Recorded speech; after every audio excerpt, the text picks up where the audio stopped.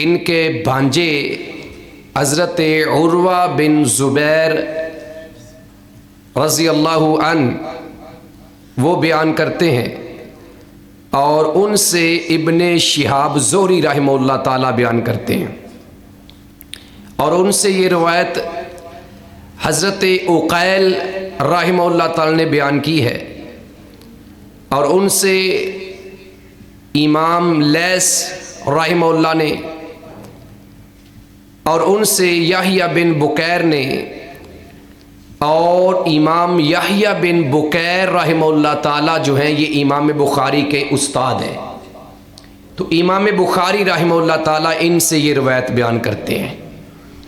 یہ روایت نبی علیہ الصلوۃ والسلام پر وحی کے نزول کے بارے میں ہے، آپ پر نبوت کا جو آغاز ہے یا وحی کی جو ابتدا ہے وہ کیسے ہوئی، اس حدیث میں وہ بیان ہو رہا ہے۔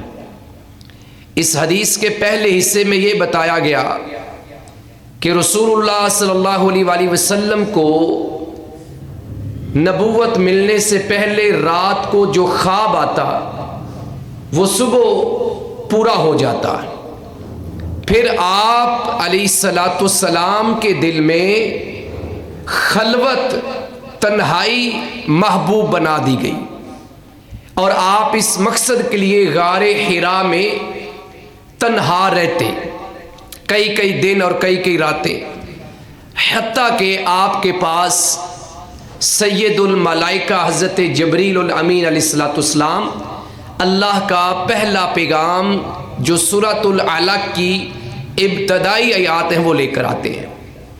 اس کے بعد آپ گھر آئے، آپ پر گھبراہٹ تھی، اور آپ نے حضرت خدیجہ الکبریٰ رضی اللہ تعالیٰ عنہ سے کہا کہ میرے اوپر چادر ڈال دو، چادر ڈالی گئی۔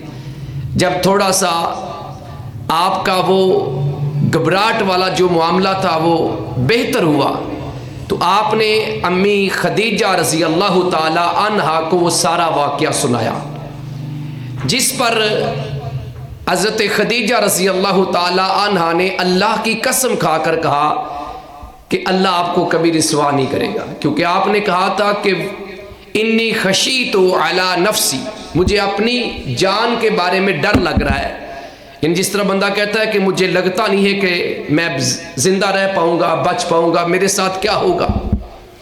تو حضرت خدیجہ رضی اللہ تعالیٰ عنہا نے اس پہ کہا کہ اللہ کی قسم ایسا نہیں ہوگا، اللہ آپ کو کبھی رسوا نہیں کرے گا، کبھی آپ کو غمگین نہیں کرے گا، اور اس کی وجہ یہ بتائی، آپ کی کچھ خوبیوں کا ذکر کیا، اور میں نے یہ بھی بتایا تھا کہ یہ حدیث صحیح بخاری میں 7 جگہوں پر آئی ہے، صحیح مسلم میں 3 جگہوں پہ، سنن ترمذی میں 2 جگہوں پہ، اور مسند احمد میں 8 جگہوں پر یہ حدیث ہے۔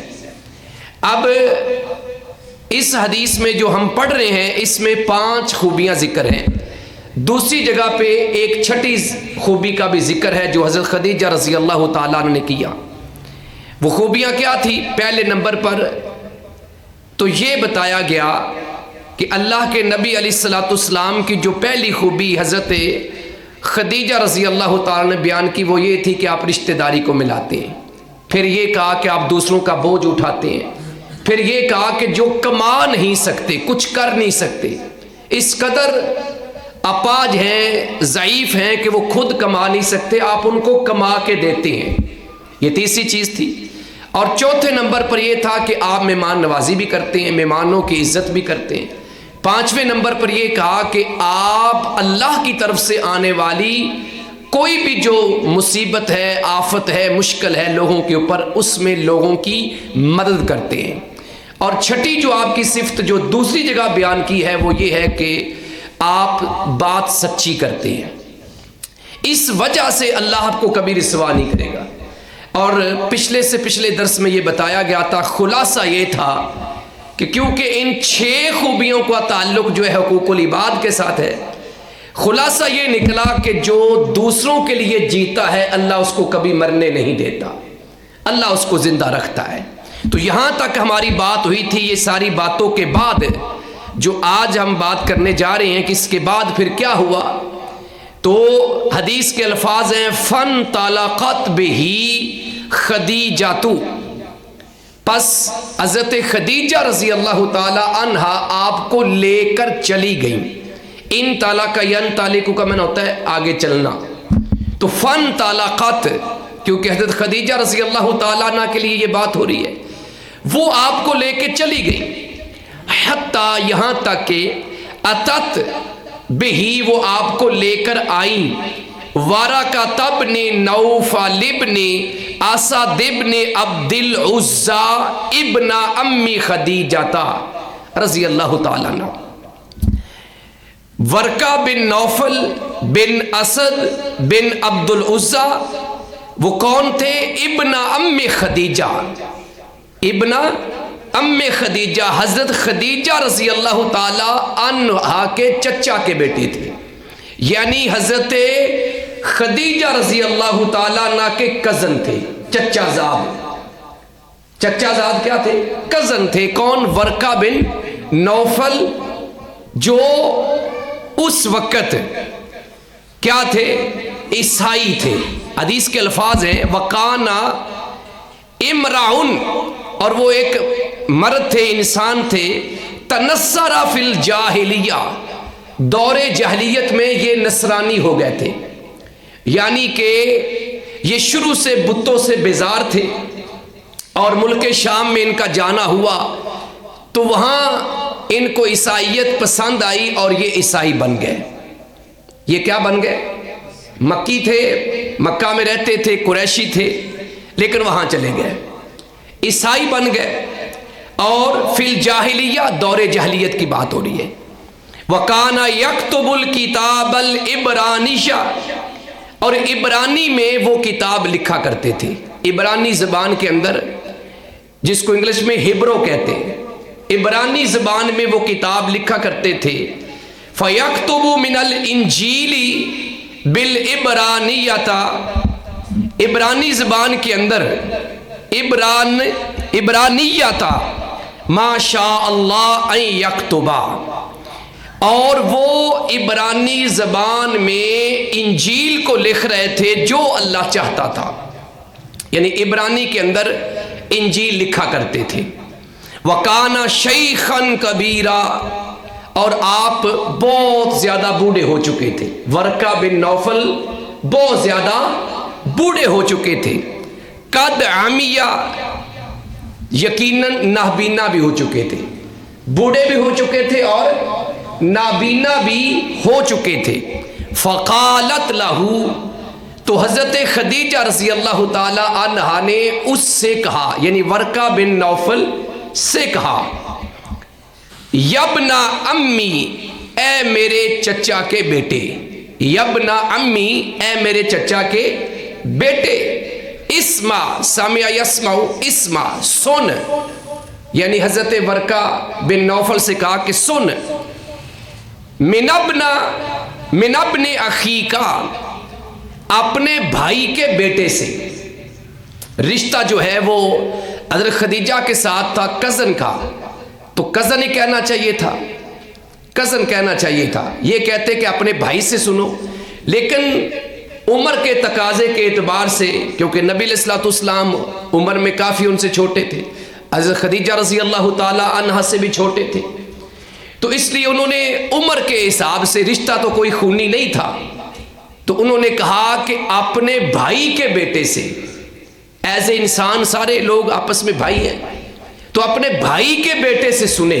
یعنی اس اعتبار سے حضرت خدیجہ رضی اللہ تعالیٰ عنہ ورقہ بن نوفل کو کہہ رہی ہیں کہ اپنے بھتیجے سے سنو. یہ مطلب ہے اپنے بھائی کے بیٹے سے سنو کا مطلب کیا ہے؟ اپنے بھتیجے سے سنو. فقال لہ ورقۃ، تو آپ صلی اللہ علیہ وآلہ وسلم سے ورقہ نے کہا، کیا کہا؟ یبنا اخی، اے میرے بھائی کے بیٹے، اے میرے بھائی کے بیٹے، یعنی اے میرے بھتیجے. ماذا ترا، آپ کیا دیکھتے ہیں؟ یعنی حضرت خدیجہ درمیان میں وہ بات ساری حذف ہے. صاف ظاہر ہے کہ پہلے آ کے بتایا کہ بھئی یہ اس کے ساتھ معاملہ ہے، آپ اس سے سن لیں. وہ بات یہاں ذکر نہیں ہے، لیکن اس بات سے یہ سمجھ آتی ہے کہ حضرت خدیجہ رضی اللہ تعالیٰ عنہ نے پہلے کچھ نہ کچھ بتا دیا تھا۔ اب ورقہ بن نوفل کیا کہتے ہیں کہ اے میرے بھتیجے یا اے میرے بھائی کے بیٹے، آپ بتائیں آپ نے کیا دیکھا ہے، آپ نے کیا دیکھا ہے۔ فَأَخْبَرَهُ رسول اللہ صلی اللہ علیہ وآلہ وسلم، رسول اللہ صلی اللہ علیہ وسلم کا جب نام آئے تو درود لازمی پڑھنا چاہیے، یہ ہمارے اوپر لازم ہے، فرض ہے۔ آہستہ آواز میں، بالکل جو درود نہیں پڑھے گا اس کا نقصان اٹھائے گا، بڑی سخت وعید ہے، اس لیے درود ہر صورت پڑھنا چاہیے۔ جب بھی رسول اللہ صلی اللہ علیہ وسلم کا نام آئے، فرمایا فَأَخْبَرَهُ رسول اللہ صلی اللہ علیہ وآلہ وسلم خبر ما رآ، آپ صلی اللہ علیہ وآلہ وسلم نے یا رسول اللہ صلی اللہ علیہ وآلہ وسلم نے ورقہ بن نوفل کو وہ ساری بات بتائی جو آپ نے دیکھا تھا، واقعہ، وہ سارا واقعہ کہ میں سے غار حرا میں تھا اور یہ میرے ساتھ معاملہ ہوا۔ فقال له ورقۃ، تو ورقہ بن نوفل نے آپ صلی اللہ علیہ وآلہ وسلم سے کہا ھذا الناموس الذی نزل اللہ علی موسیٰ، یہ تو وہی ناموس ہے، ناموس سے مراد فرشتہ، یہ وہی ناموس ہے نزل اللہ جو اللہ نے نازل کیا، اتارا، علی موسیٰ، موسیٰ علیہ السلام پر، یہ وہی ناموس ہے، یہ وہی فرشتہ ہے۔ یہ بات فوراً کیوں سمجھ گئے؟ کیونکہ وہ انجیل کے ایک بہت بڑے عالم تھے اور انجیل میں وہ لکھ بھی رہے تھے، انجیل کو عبرانی زبان میں اس کی تفسیر کہہ لیں، اس کی وضاحت کہہ لیں، لکھ رہے تھے، اور وہ فوراً سمجھ گئے کہ یہ جو سارا معاملہ ہوا ہے اب ان کی طرف نبوت آ چکی ہے، اور اسی وقت کہنے لگے یا لیتانی فیہا جازعا، جازعن ہے عین کے ساتھ لیکن وہ وقف میں جازعا،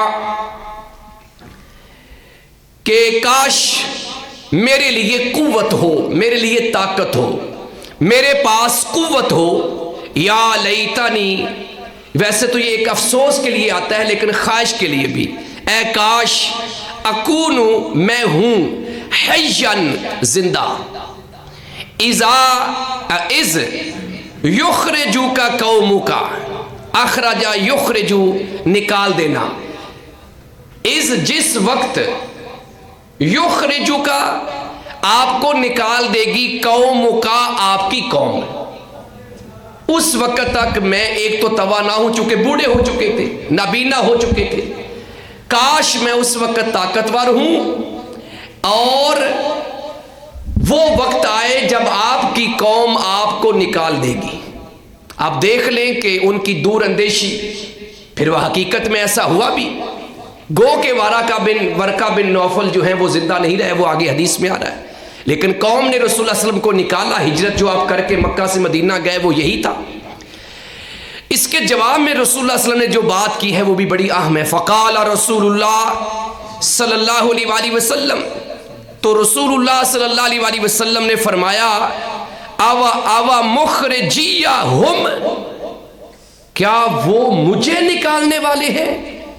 اس کی وجہ کیا تھی کہ یہ قوم کے وہ لوگ تھے جو آپ کی تعریفیں کیا کرتے تھے، سب کو پتا ہے کہ نبوت سے پہلے آپ صلی اللہ علیہ وسلم کے ساتھ ان کا کیا بیہیو تھا، کیا سلوک تھا، کیا رویہ تھا، آپ کو امانت دار کہتے تھے، صادق کہتے تھے، امین کہتے تھے، اپنے جھگڑوں کے فیصلے کرواتے تھے، حجر اسود کا جھگڑا جب ہوا تو اس کا فیصلہ بھی رسول اللہ صلی اللہ علیہ وسلم نے کیا۔ تو ان ساری باتوں کے باوجود آپ کو یہ علم تھا یا آپ کا یہ گمان تھا کہ میری قوم مجھے کیوں نکالے گی، میرے ساتھ تو بڑا اچھا رویہ ان کا۔ اس کے جواب میں ورقہ بن نوفل رحمہ اللہ، بعض نے ان کے اوپر یہ کہا ہے کیونکہ انہوں نے جو خواہش کی کہ وہ مسلمان تھے، مسلمان سے مراد ہے کہ انہوں نے آپ کی نبوت کو تسلیم کر لیا تھا باقاعدہ، کیونکہ آپ نے ابھی نبوت کا اعلان نہیں کیا تھا اور اس سے پہلے وہ فوت ہو گئے، اس لیے وہ جنت میں جائیں گے، باقی پھر بھی اللہ کے سپرد ہے معاملہ، اللہ تعالیٰ تو جانتا ہے۔ بہرحال اس کے اوپر دونوں آراء موجود ہیں۔ جب نبی الاسلام نے یہ کہا نا کہ کیا وہ مجھے نکالنے والے ہیں، قال نعم، تو ورقہ بن نوفل کہنے لگے جی ہاں، لم یاتی رجل قط بمثل ما جئت بہ، کوئی بھی آدمی یعنی آدمی سے مراد ہے رسول، پیغمبر، ویسے تو بنیادی طور پہ سارے انسان ہی ہیں، مرد ہی ہیں، انبیاء، تو کوئی بھی آدمی کسی وقت بھی یا کبھی بھی اس جیسی چیز نہیں لے کے آیا الا عودیا، مگر اس کے دشمن بن گئے یا اس کے ساتھ دشمنی کی گئی ہے۔ یعنی جو بھی یہ پیغام لے کے آتا ہے، جو پیغام آپ کی طرف اب آ چکا ہے، اب آپ باقاعدہ اللہ کے رسول بن چکے ہیں، اور جس کے پاس یہ پیغام آ جاتا ہے قوم اس کی کیا بن جاتی ہے؟ دشمن بن جاتی ہے۔ آج بھی دیکھ لیں، جو حق بات کہنے والا ہوگا لوگ اس سے نفرت کریں گے۔ کون سے لوگ نفرت کریں گے؟ جن کے دلوں میں بغض ہوگا، جن کے عقیدے کی خرابی ہوگی۔ نیک لوگ تو محبت کریں گے، ایمان والے تو محبت کریں گے، لیکن برے لوگ ہمیشہ ایسے بندوں کو پسند نہیں کریں گے۔ یہ آج کے دور میں بھی ہے۔ کہا کہ کوئی بندہ بھی یہ چیز جب لے کے آیا ہے تو اس کی دشمنی کی گئی ہے، اور آگے فرمایا وَإِن يُدْرِكْنِي يَوْمُكَ، اگر مجھے یا میں نے تیرا وہ دن پا لیا۔ کون سا دن؟ جب قوم تیری دشمن بن جائے گی اور تمہیں نکالنے کے لیے وہ کوشش کر رہی ہوگی، اور وہ دن مجھے نصیب ہو جائے، انصرک نصرا معزرا، تو میں آپ کی مدد کروں گا اور بڑی ہی مضبوط مدد کروں گا۔ اللہ اکبر، کیسا جذبہ تھا! اب اللہ نے ان کو زندگی نہیں دی، زندہ رہتے تو ہمارا تو یہ باتیں سن کے یقین ہے کہ سب سے پہلے وہ کھڑے ہوتے کہ میں اس پیغمبر علیہ السلام پہ سب سے پہلے ایمان لانے کا اعلان کرتا ہوں، اور میں ان کے سامنے ایک چٹان کی طرح کھڑا ہوتا ہوں۔ ایک نا جذبہ کتنا ہے کہ اگر وہ دن مجھے مل گیا، میں زندہ رہا، تو میں آپ کی پوری قوت کے ساتھ مدد کروں گا۔ یہ ہے نصرا معزرا۔ یہ بھی چند دن پچھلے ہم سورہ المائدہ میں بھی آیت ایک پڑھ کے آئے ہیں کہ تم میرے رسولوں پر ایمان لاؤ گے، وَعَزَّرْتُمُوهُمْ، اور تم ان کی سپورٹ بھی کرو گے، صرف ایمان نہیں لاؤ گے، مدد بھی کرو گے تم کو۔ تو یہ قرآن میں بار بار کہا گیا ہے۔ تو نبیوں کی مدد کیا ہے کہ ان کی دعوت کو قبول کر کے اس دعوت کو آگے پھیلانے میں ان کی مدد کرنا۔ آج بھی اگر ہم صحیح دین کو آگے پھیلا رہے ہیں تو یہ رسول پاک کی ایک طرح کی مدد ہو رہی ہے۔ آپ کی دعوت کو آگے پہنچانا یہ رسولوں کی مدد ہے۔ تو فرمایا کہ میں آپ کی بہت مضبوط مدد کروں گا۔ ثم لم ينشب ورقۃ، پھر ورقہ بن نوفل زیادہ دیر نہیں رہے۔ لم ینشب، زیادہ دیر نہیں رہے، یعنی زندہ نہیں رہے۔ ان توفیا، حتیٰ کہ یعنی یہ کہ وہ فوت ہو گئے۔ وفاتر الوحش، اور وحی کا سلسلہ رک گیا۔ یہ فترۃ الوحش ایک ٹرم استعمال ہوتی، اصطلاح، کہ وحی پہلی آئی اور اس کے بعد درمیان میں کچھ دیر کا وقفہ ہو گیا۔ وہی کہ جس کو بندش بھی کہتے ہیں، رک جانا۔ اس کے اوپر اگلی جو بات آ رہی ہے وہ انشاءاللہ ہم اگلے درس میں کریں گے کہ یہ جو بندش تھی، یہ جو فترۃ الوحش درمیان میں وقفہ تھا، یہ کتنا تھا۔ صحیح جو قول ہے، مشہور تو یہ ہے، بعض نے کہا 3 سال ہے، بعض نے کہا 2.5 سال ہے، بعض نے کچھ رائے دی، لیکن حضرت عبداللہ بن عباس رضی اللہ تعالی عنہما کے قول سے یہ بات سمجھ میں آتی کہ یہ چند دن کا وقفہ تھا۔ اور اس بات کی طرف اشارہ مولانا صفی الرحمان مبارک پوری رحمہ اللہ تعالیٰ نے بھی اپنی کتاب الرحیق المختوم میں دیا ہے۔ ان کے بقول تو یہ وقفہ صرف 10 دن کا ہے، یعنی پہلی وحی جو اقرا بسم ربک الذی خلق ہے، اور دوسری وحی جو یا ایھا المدثر ہے، ان دونوں کے درمیان ان کے بقول 10 دن کا وقفہ ہے۔ تو یہ بات آگے آ رہی ہے، وہ انشاءاللہ یہ جو دوسری وحی ہے، کیونکہ اس میں وہ آیات بھی آ جائیں گے، سورہ المدثر کی ابتدائی آیات جو دوسری وحی میں نازل ہوئی ہیں، ان کا ترجمہ اور تفسیر بھی ساتھ ہو جائے گی۔ تو انشاءاللہ اگلے درس میں ہم یہاں سے بات کو شروع کریں گے۔ آج کی پوری گفتگو کا جو خلاصہ ہے وہ پھر ایک بار پھر سن لیں کہ حضرت خدیجہ رضی اللہ تعالی عنہا نے جب نبی پاک علیہ السلام سے وہ سارا واقعہ سنا تو ان کو اس بات کا یقین تھا، کیونکہ وہ اپنے کزن ورقہ بن نوفل کے بارے میں صاف زر جانتی تھی کہ وہ عالم ہے اور وہ ساری چیزیں سمجھتے ہیں، تو وہ بتا سکتے ہیں کہ اصل معاملہ کیا ہے۔ اس لیے وہ ان کے پاس لے کر گئی اور ان کو جب بتایا تو انہوں نے رسول اللہ صلی اللہ علیہ وسلم سے پوچھا کہ کیا واقعہ پیش آیا ہے۔ رسول اللہ صلی اللہ علیہ وسلم نے انہیں یہ واقعہ سنایا۔ اس پر انہوں نے کہا کہ یہ تو وہی فرشتہ ہے جو حضرت موسیٰ علیہ السلام پر اللہ نے نازل کیا تھا۔ اور پھر انہوں نے ایک اپنی محبت کا اور اپنے ایک ایمانی جذبے کا اظہار بھی کر دیا کہ کاش میں اس وقت تک زندہ رہوں اور میں تیری ضرور مدد کروں گا جس وقت آپ کی قوم آپ کو نکال دے گی۔ اس پہ آپ نے تعجب بھی کیا کہ میری قوم نکالے گی؟ تو نے کہا ہاں، جو چیز آپ لے کے آئے ہیں نا، جس وقت بھی کوئی بندہ یہ چیز لے کے آیا ہے تو اس کی قوم نے اسے نکال دیا ہے۔ سابقہ انبیاء کے ساتھ یہی سلوک ہوتا رہا ہے۔ اور پھر انہوں نے کہا کہ کاش وہ دن مجھے نصیب ہو جائے، اور اگر وہ مجھے دن نصیب ہو گیا تو میں آپ کی بہت مضبوط مدد کروں گا۔ اور پھر اس کے بعد ورقہ بن نوفل زیادہ دیر نہیں رہے، فوت ہو گئے، اور درمیان میں وحی کا جو سلسلہ تھا وہ کچھ دیر کے لیے رک گیا۔ آگے جو بات ہے وہ انشاءاللہ اگلے درس میں بیان ہوگی۔ اللہ سبحانہ و تعالیٰ سے دعا ہے کہ اللہ سبحانہ و تعالیٰ مجھے اور آپ کو کتاب و سنت کی سمجھ عطا فرمائے۔ یہ جو ہم نے ہفتہ وار درس حدیث شروع کیا ہے، یہ بڑا ہی اہم درس ہے، اور یہ رسول اللہ صلی اللہ علیہ وسلم سے ایک محبت کا انداز بھی ہے۔ یہ محبت ہے رسول اللہ صلی اللہ علیہ وسلم سے کہ ہم پیارے پیغمبر علیہ السلام کی حدیث کو پڑھ رہے ہیں۔ دیکھیں، جب حدیث کو پڑھیں گے، آپ کی باتیں سنیں گے تو ہمیشہ اس کا ہی ذکر ہوتا ہے نا۔ وہ جو حضور کا ذکر، وارفان اللہ کا ذکر کی جو بات ہے نا، وہ زبانی کلامی نہیں ہے کہ چوکوں میں کھڑے ہو کے نعرے مار دیں۔ اور نبی علیہ السلام کا اصل ذکر یہی ہے کہ آپ کی تعلیمات کو عام کیا جائے۔ یہ آپ کا ذکر ہو رہا ہے نا کہ آپ نے ایسے کیا، آپ کی زندگی ایسے تھی، آپ کے بارے میں ایک ایک بات کا ذکر کرنا۔ اور ذکر اسی کا ہوتا ہے جس سے کوئی تعلق ہوتا ہے، جس سے کوئی محبت ہوتی ہے۔ تو اللہ تعالی ہماری اس محبت کو قبول فرمائے، اور پیارے پیغمبر علیہ السلام کی حدیث سے محبت حقیقت میں حضور علیہ السلام سے محبت ہے، حقیقت میں۔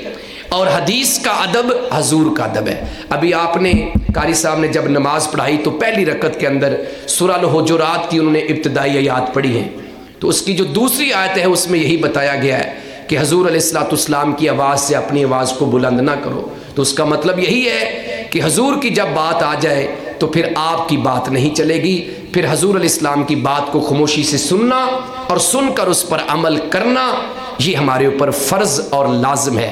اللہ تعالی ہمیں صحیح معنوں میں حضور علیہ السلام کی احادیث سے محبت کرنے کی توفیق عطا فرمائے۔ وما علی الشیٰ الا البلاغ المبین۔